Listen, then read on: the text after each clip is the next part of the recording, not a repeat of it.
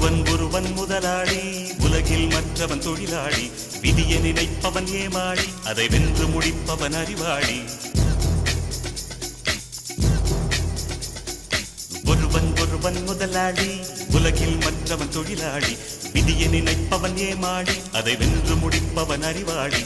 பூமியை வெல்ல ஆயுதம் எதற்கு, பூப்பறிக்க கோடரி எதற்கு, பொன்னோ பொருளோ பொற்களம் எதற்கு, ஆசை துறந்தால் அகிலம் உனக்கு. ஒருவன் முதலாளி, உலகில் மற்றவன் தொழிலாளி. விதியை நினைப்பவன் ஏமாளி, அதை